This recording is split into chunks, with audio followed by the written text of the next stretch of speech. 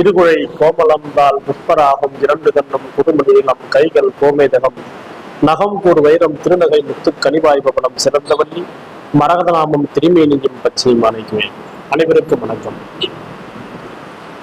இன்னைக்கு நாம பார்க்கக்கூடிய டாபிக் என்ன அப்படின்னா, ஒரு முக்கியமான பதிவு. ஒவ்வொரு மனிதனும் வாழ்வதற்கு ஒரு 3 விஷயம் ரொம்ப ரொம்ப முக்கியத்துவம் வாய்ந்தது. அந்த 3 என்ன அப்படின்னு பார்க்கும்போது, உணவு, உடை, உறைவிடம். அதாவது 3வது இருக்கிறது உறைவிடம். உறைவிடம்னா நம்ம படுத்து வசிக்கக்கூடிய இடம் அப்படின்னு வச்சுக்கலாம். இந்த உடை, உணவு, இதுக்கப்புறம் அந்த வீடுன்றத நம்முடைய முன்னோர் சொல்லி வச்சிருக்காங்க இல்லையா? இந்த 3வதா இருக்கக்கூடிய விஷயம் சில நேரங்கள்ல நமக்கு சரியா அமையறதில்லை. நம்முடைய வாஸ்து சாஸ்திரம் அப்படின்றது இல்ல, ஜோதிடம், வாஸ்து, இந்த மாதிரி நிறைய கலைகள் நம்முடைய பாரம்பரிய கலைகள் இருந்தாலும் கூட, இந்த பாரம்பரிய கலைகள்ல நிறைய குளறுபடிகள் இருக்கு. இந்த வாஸ்து நித்திரை வாஸ்து பகவான், பூமி தாயினுடைய மகன், அந்த பகவான் ஒவ்வொரு குறிப்பிட்ட மாதங்களில் வாஸ்து புருஷன் நித்திரை விட்டு எழும் மாதங்கள் அப்படின்னு பார்க்கும்போது, ஜோதிடம் படித்தவர்களுக்கு தெரியும், உபய மாதங்களில் வாஸ்து புருஷன் எந்திரிக்கிறதில்லை, நித்திரை விட்டு எழுந்திருக்க மாட்டார், படுத்தே இருப்பார். அதாவது ஆனி மாதம், அப்புறம் புரட்டாசி மாதம், மார்கழி மாதம், பங்குனி மாதம், இந்த 4 மாதங்கள்ல அவர் நித்திரை விட்டு எந்திரிக்கிறதில்லை.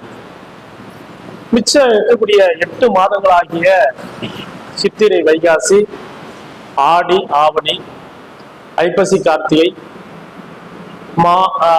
அடுத்தது தை, மாசி, இந்த 8 மாதங்கள்ல அந்த வாஸ்து புருஷன் நித்தியம் விட்டு எழுந்திருப்பார் அப்படின்றத நம்முடைய முன்னோர்கள் சொல்லியிருக்காங்க. அதன்படிதான் நம்ம நிறைய அரண்மனைகள், கோயில்கள் எல்லாமே கட்டுறதுலாம் இதான், இந்த அடிப்படையில் தான் பண்றாங்க.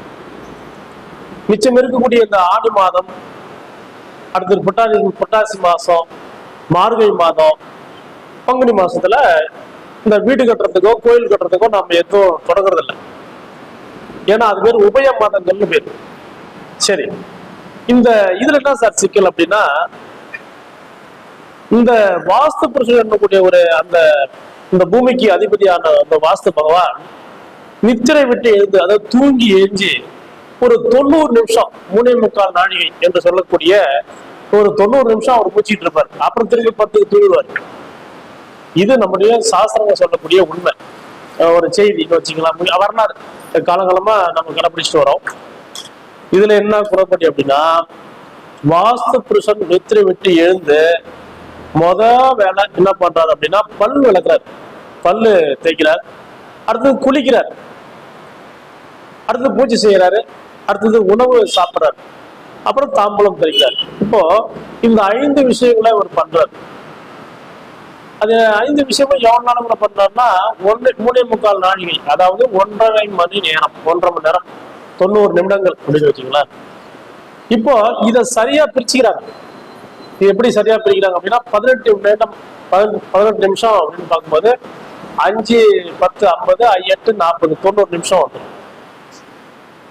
அப்ப பல் துளக்கிறதுக்கு 18 நிமிஷம், குளிக்கிறதுக்கு 18 நிமிஷம், பூஜை செய்யறதுக்கு ஒரு 18 நிமிஷம், சாப்பிட்றதுக்கு ஒரு 18 நிமிஷம், தாம்பரம் கழிக்கிறதுக்கு ஒரு 18 நிமிஷம், இப்படி 5 வேலைகளுக்கும் 18 நிமிடங்களாக பிரிச்சு அவரு வேலையை செய்யறாரு. சரி, அவர் வேலையை செய்யறாரு, நாம என்ன சார் இதுல போறோம் அப்படின்னா, நீங்கள் வீடு கட்ட வேண்டும் என்றால், நீங்க வீடு கட்ட போறீங்க அப்படின்னா, முதல்ல மாதத்தை தேர்வு செய்ய வேண்டும். அதாவது ஆனி மாதமோ, புரட்டாசி மாசமோ, மார்கழி மாதமோ, பங்குனி மாதமோ இல்லாத ஒரு மாதத்தை, மிச்சம் இருக்கக்கூடிய 8 மாதத்தை நீங்க மாசத்தை தேர்வு பண்ணணும். மாசம் தேர்வு பண்ணிட்டு அடுத்தது பிறை தேர்வு பண்ணணும். பிறை அப்படின்னா என்ன சார் அப்படின்னா, வளர்பிறை. ஒரு வீடு ஒரு நல்ல விஷயம் பண்றோம் அப்படின்னா வளரக்கூடிய அமைப்புல இருக்கணும். வளர்ச்சிக்குண்டான விஷயங்கள் எல்லாமே நீங்க வளர்பிறையில தான் பண்ணணும். அதாவது அமாவாசையிலிருந்து பௌர்ணமி வரை வரக்கூடிய அந்த 15 நாட்கள தான் நம்முடைய சோதர சாஸ்திரம் வளர்பிறை திதிகள் அப்படின்னு சொல்றாங்க. இந்த வளர்பிறை திதிகளை தேர்ந்தெடுக்கணும். அப்புறம் இந்த வளர்பிறை திதியில ஒரு நாள் தேர்ந்தெடுக்கணும். சுப நாளா, நேத்திரன் ஜீவன் உள்ள நாளா, நல்ல யோகங்கள் இருக்கக்கூடிய நல்ல கரணங்கள், நல்ல நட்சத்திரம், அப்புறம் நல்ல யோகம். இந்த பஞ்ச அங்கங்கள் கரெக்டா இருக்கணும். இந்த பஞ்ச அங்கங்கள் கரெக்டா இருந்துச்சுன்னா அப்ப அந்த நாள் தேர்வு பண்ணிடலாம். சரி சார், இது எதுக்கு அப்படின்னா வாஸ்து புருஷன் இல்லாத நாட்களில், வாஸ்து புருஷன் நித்திரை விட்டு எழாத நாட்களில் நீங்க ஒரு நல்ல நாள் முகூர்த்த நாளை பார்த்து நீங்க வந்து மனை கோணிக்கலாம், முகூர்த்தம் பண்ணிடலாம். மனை முகூர்த்தம், அதாவது வாஸ்து பூஜை அப்படின்னு சொல்லக்கூடிய முகூர்த்தம் நீங்க பண்ணிடலாம். சரி சார், இல்ல நான் வந்து வாஸ்து புருஷன் நித்திரை விட்டு எழக்கூடிய நாளில் மட்டும்தான் நான் வந்து வீடு கட்டுவேன் அப்படின்னு சொல்லி ஒரு சில பேர் வந்து அந்த சாஸ்திரங்களை கடைபிடிச்சுக்கிட்டு இருப்பீங்க. அதே மாதிரி நிறைய பேர் வந்து கடைபிடிச்சு இன்னும் கூட நல்லா போயிட்டு இருக்கு. அந்த மாதிரி பண்றாங்க. அந்த மாதிரி பண்றது நல்லதுதான், இல்லைன்னு சொல்ல. அந்த வாஸ்து புருஷன் நித்திரை வீட்டுக்கு எழக்கூடிய அந்த மாசத்துல குறிப்பிட்ட தேதியில் தான் எழுதுகிறார். அது என்னன்னு இப்ப பாத்துறோம். சித்திரை மாசத்துல 10ஆம் தேதி, சித்திரை மாசம் 10ஆம் தேதி 5 நாளிகையில அவர் வந்திருக்கிறார். அடுத்தது வைகாசி மாசத்துல 21ஆம் தேதியில 8 நாளிகைக்கு மேல அவர் வந்து நித்திரை விட்டு எழுதுகிறார். ஆடி மாதத்துல ஆடி மாசம் 11ஆம் தேதி 2 நாளிகையில அவர் வந்து நித்திரை விட்டு எழுகிறார். அடுத்தது ஆவணி மாசம் வந்து பாத்தீங்கன்னா 6ஆம் தேதி 21 நாளைக்கு நித்திரை விட்டு எந்திரிக்கிறார். அடுத்தது ஐப்பசி மாசத்துல 11ஆம் தேதியில 2 நாளைக்கு நித்திரை விட்டு எந்திரிக்கிறார். கார்த்திகை மாதத்துல கார்த்திகை 8ஆம் தேதி 10 நாளைக்கு நித்திரை விட்டு எந்திரிக்கிறார். அடுத்தது தை மாசத்துல 12ஆம் தேதி 8 நாளைக்கு நித்திரை விட்டு எந்திரிக்கிறார். மாசி மாசத்துலயும் மாசி 22ஆம் தேதி 8 நாளைக்கு நித்திரை விட்டு எந்திரிக்கிறார். இது வந்து அந்த குறிப்பிட்ட மாதத்தில் வாஸ்து பகவான் நித்திரை விட்டு எழக்கூடிய தேதியும் நாளிகையும் நான் உங்களுக்கு சொல்லியிருக்கேன். இப்ப மணியில பார்ப்போம். சித்திரை மாசம் 10ஆம் தேதி பாத்தீங்கன்னா காலை 8 மணிக்கு நித்திரை விட்டு எழுந்திருக்கிறார் இல்லையா? இப்ப 8 மணிக்கு எந்திரிச்சா ஒரு 90 நிமிஷம் கூட்டுங்க. 9:30 வரலையும், காலை 9:30 வரலையும் அவரு மூச்சிட்டு இருப்பார். அந்த டைம்ல நம்ம வந்து அதான் வாஸ்து புருஷன் நித்திரை விட்டு எழக்கூடிய அந்த நேரம். சித்திரை மாசம் 10ஆம் தேதி இந்த 5 நாளைக்கு என்பது மணியில 8 மணியிலிருந்து 9:30 மணி வரை போன்ற நேரம். இதுல பூஜை செய்ய உகந்த நேரம் அப்படின்னு பார்க்கும்பொழுது 8:54 முதல் 9:30 வரை இந்த 36 நிமிஷம், அதாவது 8:54 முதல் 9:30 வரை அந்த 36 நிமிஷம் அப்படின்னு வச்சுங்களேன். அந்த 36 நிமிஷத்துல, அதாவது 36 நிமிஷம் எதுனா அந்த உணவு உட்கொள்ளும் நேரமும் தாம்பூலம் தெரிவிக்கும் நேரத்துல தான் நம்ம வந்து முகூர்த்தம் பண்ணணும் அப்படின்ற விதி இருக்கு. அடுத்து வைகாசி மாசத்துல பாத்தீங்கன்னா 21ஆம் தேதி காலை 9:12 முதல் 10:42 மணி வரை 1.5 நேரம் முடிச்சிட்டு இருப்பார். இந்த காலகட்டத்துல எந்த நேரத்துல வந்து முகூர்த்தம் பண்ணலாம் அப்படின்னா காலை 10:06 முதல் 10:42 வரை நீங்க முகூர்த்தம் பண்ணலாம். ஆடி மாசம் 11ஆம் தேதி காலை 6:48 முதல் 8:18 வரை அந்த வாஸ்து புருஷன் நித்திரை விட்டு எழுந்திருப்பாரு. இந்த காலகட்டத்துல இந்த நாள்ல 7:42 முதல் 8:18 வரை 36 நிமிஷம் நீங்க வந்து இந்த வாஸ்து பூஜை பண்ணிக்கலாம். அடுத்து ஆவணி மாசத்துல 6ஆம் தேதி மதியம் 2:24 முதல் 1.5 நேரம் 3:54 வரை வாஸ்து புருஷன் நித்திரை விட்டு எழுந்திருப்பார். இந்த காலகட்டத்துல அதுல பூஜை பண்ணக்கூடிய நேரம் அப்படின்னு பார்க்கும்போது 3 மணி, மதியம் 3 மணி, பிற்பகல், அதாவது மாலை கூட சொல்லலாம், 3 மணி 18 நிமிடம் முதல் 3:54 வரை பூஜை பண்ணணும்னு சொல்லி விதி. இந்த விதியில சில மாற்றம் இருக்கிறது, இதை பின்னாடி சொல்றேன். அடுத்தது ஐப்பசி மாசம் 11ஆம் தேதி காலை 6:48க்கு 6:48 இருந்து 8:18 வரை வாஸ்து புருஷன் நித்திரை விட்டு எழுந்திருப்பாரு. இதுல பூஜை பண்ணக்கூடிய நேரம், பூஜை செய்ய உகந்த நேரம் 7:42 முதல் 8:18 வரை. அடுத்தது கார்த்திகை 8ஆம் தேதி காலை 10 மணி முதல் 11:30 மணி வரை வாஸ்து புருஷன் நித்திரை விட்டு எழுந்திருப்பாரு. அதுல பூஜை செய்ய உகந்த நேரம் 10:54 முதல் 11:30 வரை. அடுத்து தை மாசத்துல 12ஆம் தேதி காலை 9:12 முதல் 10:42 வரை வாஸ்து புருஷன் நித்திரை விட்டு எழுந்து இருப்பாரு. அதுல பூஜை செய்ய உகந்த நேரம் காலை 10:06 முதல் 10:42 வரை பூஜை செய்ய உகந்த நேரமாகும். மாசி மாசத்துல 21ஆம் தேதி மாசி 22 காலை 9:12 முதல் 10:42 வரை 1.5 மணி நேரம் பூஜிட்டு இருப்பாரு. பூஜை செய்ய உகந்த நேரம் 10:06 முதல் 10:42 வரை. இந்த அட்டவணை உங்களுக்கு நான் ஸ்கிரீன்ல வந்து உங்களுக்கு போடுறேன், அல்லது வேணுன்றவங்க கேளுங்க, நான் உங்களுக்கு தரேன். இதுல கவனிக்க வேண்டிய விஷயம் வளர்ச்சிக்குண்டான விஷயங்களையும் காலை நேரத்தில் தான், அதாவது சூரியன் உதித்து அடிசாயும் நேரம், அதாவது 1 மணிக்கு மேல சூரியன் வந்து மேற்கு திசை சாய்வார். அந்த அடிசாயக்கூடிய நேரம் அந்தி காலங்களில் சுபகாரியங்களை தொடங்கக்கூடாது அப்படின்றது விதி இருக்கு. அதாவது சூரியன் உதித்து நண்பகல் வரை நீங்கள் வளர்ச்சிக்குரிய விஷயங்களை செய்யலாம், சுபகாரியங்களை தொடங்கலாம். வீடு கட்டுறது, இடம் வாங்குறது, வாகனம் வாங்குறது, கல்யாணம் பண்றது, அத்தனை விஷயம் நீங்க பண்ணலாம், தொழில் ஆரம்பிக்கலாம். ஆனா 1 மணிக்கு மேல சுபகாரியங்களை நாம செய்யக்கூடாது.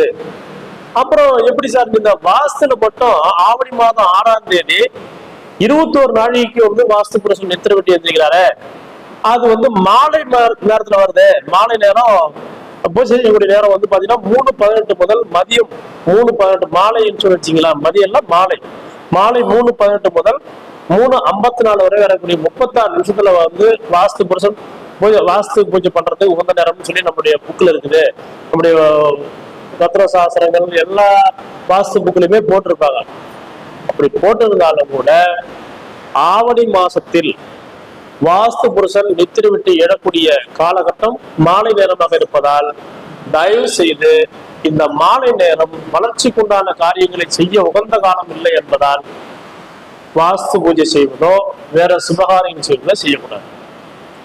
அதனால சரி அண்ணா சார், ஆவணி 6ஆம் தேதி வாஸ்து இருக்குது, நல்ல மாசமாச்சு, சூரியன் ஆட்சி பெறக்கூடிய மாசமாச்சு, நாம ஏன் செய்யக்கூடாது அப்படின்னா செய்யலாம்.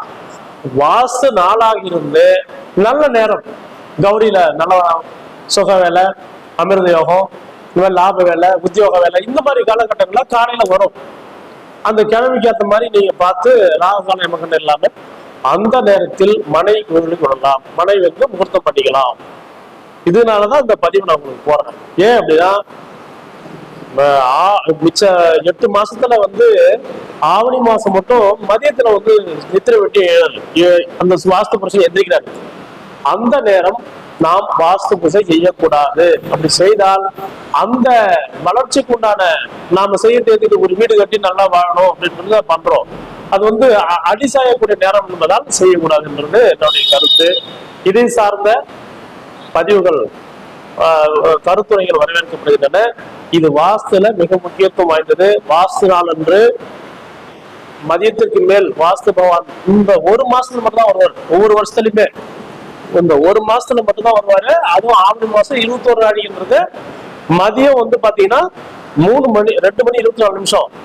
அந்த 2 மணி 24 நிமிஷத்துல 3, அதாவது வாஸ்து புருஷன் நித்திரை விட்டு எழுந்து பல் துறக்கிறதுக்கு 18 நிமிஷம், குளிக்கிறதுக்கு 18 நிமிஷம், பூஜை செய்யறதுக்கு 18 நிமிஷம், சாப்பிட்றதுக்கு 18 நிமிஷம், தாம்பூலம் தரிக்கிறதுக்கு 18 நிமிஷம். இந்த 5 வேலைகளில 3 காலத்தை தள்ளணும். பல் துறக்கிறது, குளிக்கிறது, பூஜை செய்யறது 3 காலத்தையும் நம்ம வந்து தள்ளிடணும்.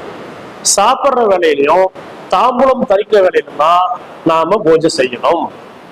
புரியுதுங்களா? இதுல ரொம்ப சரி சார், நம்ம வாஸ்து புருஷன் எந்த ஒண்ணு நம்ம பூஜை பண்ணலாமா அப்படின்னா, பல் திறக்கக்கூடிய 18 நிமிஷத்துக்கு பாத்தீங்களா, அதுல பூஜை பண்ணீங்கன்னா அரச பயம் வரும்.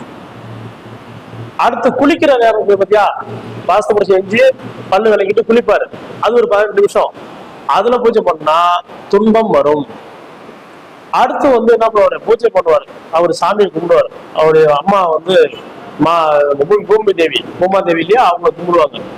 அந்த நேரத்துல பூஜை பண்ணோம்னா வறுமை வரும். அவரு சாப்பிடுவாரு, அந்த சாப்பிடுறவங்க பூஜை பண்ணும்போது நல் மக்கள் பேரு பெறும், நல்லா இருக்கும். இதை விட உகந்த காலம் எது அப்படின்னா, சாப்பிட்டுட்டு நிம்மதியா வெத்தலை பாக்கு போடுற நேரம் தாம்பூலம் தரிகள்னு சொல்லுவாங்க.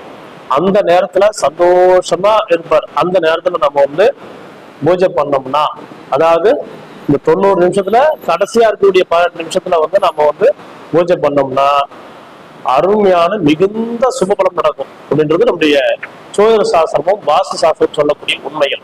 அதனால தயவு செய்து வரக்கூடிய காலகட்டங்கள்ல இந்த மாதிரி